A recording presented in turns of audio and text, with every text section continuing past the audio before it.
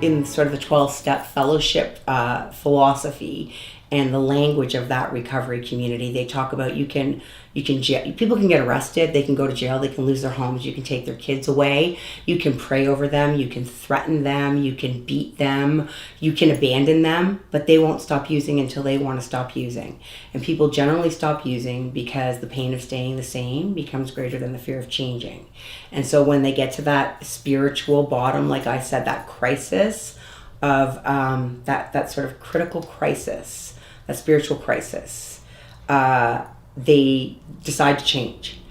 You decide to change because you can't continue the way it was, because it was too bad. You couldn't go on another moment like that. You have to do something different. That will only carry you so far, because when you stop and you make that change, gradually the circumstances that drove you to that point start going away. You start feeling good.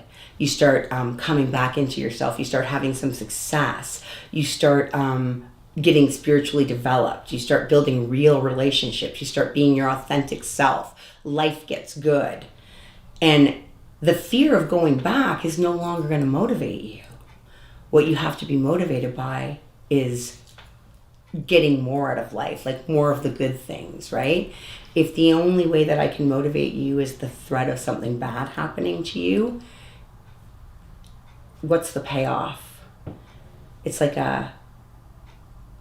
the value proposition is avoidance of a negative rather than a benefit. So there's no benefit. There's only avoidance of a detriment. And that's what we try and build in is, what do you want to get out of life? What are your goals in recovery? Not just stopping drugs. So you've stopped drugs. Now, how are you going to reward yourself? What are you going to get for stopping drugs? Not what are you going to not have to suffer through anymore. If you or a loved one are looking for help with substance abuse, call our 24/7 helpline at 1-800-615-1067. A caring addiction advisor is awaiting your call.